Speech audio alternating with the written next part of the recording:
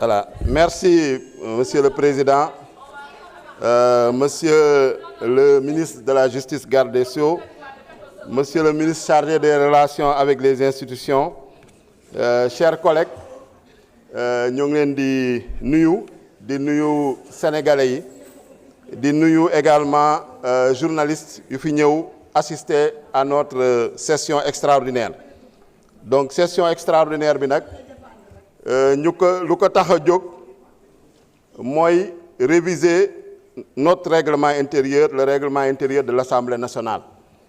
Donc ci révision boobu fexe harmoniser règlement intérieur bi ak constitution bi parce que ñëpp gis nañ ni situation bu amoon mooy ni règlement intérieur bi buñ koy mujjee réviser dernière révision règlement intérieur bi moo ngi daté de 2019.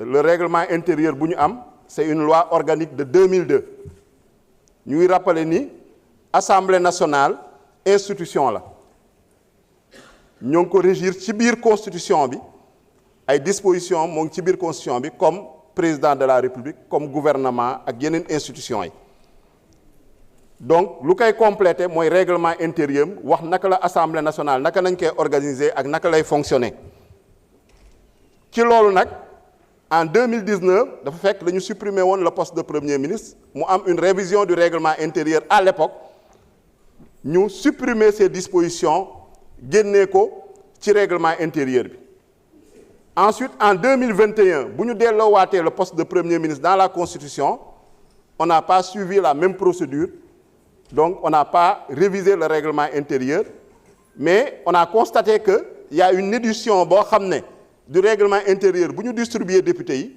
édition nga xam ne juillet 2021 la ñun ñoo ngi installé en septembre 2022 donc ça veut dire que c'est antérieur à notre installation moom nañ ñu distribuer moo am ay dispositions yoo xam ne dañ ko ci rajouter te député yi tooguñu comme tey nu ñu toogee daje pour délibérer ci dispositions yooyu donc c'est des dispositions qui ont été rajoutées sans respecter la procédure donc constat boobu yaakaar naa ni ñëpp d'accordoon nañ ci maintenant lu desoon mooy yan modalité yi nañuy emprunter pour mën a fexe suñu règlement intérieur boobu mu méngoog constitution bi je pense que y a eu quand même un long débat il y a eu parfois même des polémiques politiques mënul ñàkk parce que assemblée institution politique la tamit mais alhamdoulilah tey en tout cas on s'est tous accordés pour dire que on doit harmoniser notre règlement intérieur à la Constitution.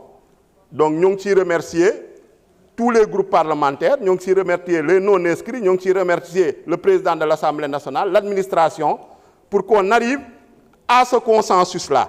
Parce que il faut rappeler quand même que Constitution daf ñu conférer plusieurs pouvoirs. Dafa ne l'Assemblée nationale vote seule la loi. On a le pouvoir également de contrôler l'action de l'exécutif, on a le pouvoir d'évaluer les politiques publiques. Donc ñun en tant que législateur man soxlawuma tey ñu may remercier d'avoir légiféré parce que c'est normal qu'on légifère et qu'on ait l'initiative législative. Tey lu ñuy légiférer ni c'est pour améliorer le fonctionnement de l'Assemblée nationale parce que règlement intérieur bi moom moo ñu régir amul kenn ku fi taxaw ba ne rappel à la constitution amul rappel au règlement nañuy wax président jox la parole nga ñëw yéeg ne article tel règlement intérieur donc téere boobu su amee ay problème su amee ay insuffisance day gàllankoor suñu liggéey donc ñu siy féliciter que tey ñu ñëw pour am na harmoniser règlement intérieur boobu ak constitution effectivement le travail est perfectible on peut l'améliorer mais dañ ko def ci benn délai boo xam ne ça nous a pas permis ñu dugg ci ay réformes en profondeur parce que réforme en profondeur yooyu discuter nañ ci mais on n'avait pas toujours des avis convergents parce que ñun en tant que groupe parlementaire Yewwi Askan Wi dañuy am benn position groupe parlementaire Benno am beneen position groupe parlementaire Liberté Démocratie am position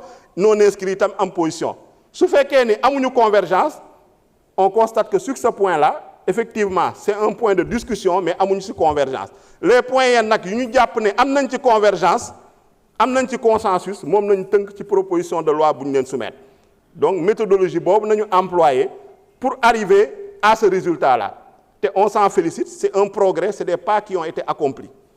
D'ici remercier en tout cas le groupe parlementaire Yewwi Askan Wi et tous ses membres parce qu'ils nous ont fait confiance. Ils ont délégué des représentants au sein du groupe de travail. Quand on leur a rendu compte également, à chaque fois, ils nous ont exhortés à aller de l'avant, ils nous ont encouragés à poursuivre le travail. Donc c'est pour ça on est arrivé aujourd'hui dans cette séance avec certes des améliorations, des progrès, mais des chantiers encore qui restent ouverts.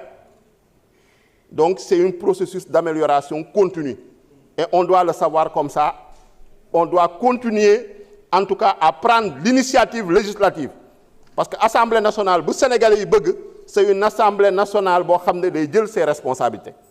C'est une Assemblée nationale boo xam ne ce ne sera pas un simple annexe du pouvoir exécutif. Certes, dans notre système bu ñu am, le système, en tout cas, qui a été hérité de la Ve République, c'est un système où l'exécutif, quand même, est le pouvoir le plus fort.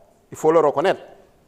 Mais, quand même, l'Assemblée nationale a une très grande responsabilité à jouer s'il accepte de prendre cette responsabilité-là. Je pense que tey si situation boobu nañu toll, donc ñu ngi ciy féliciter la nouvelle opposition,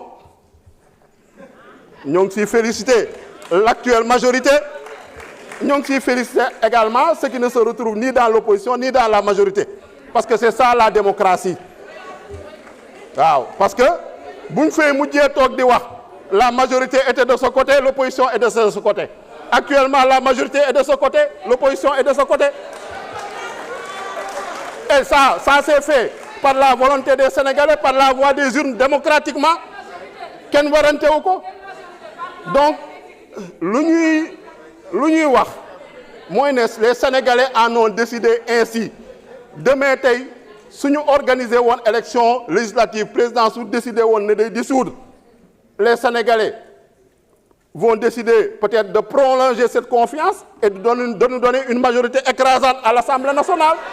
Et dans ce cas, effectivement, on va approfondir ces réformes-là.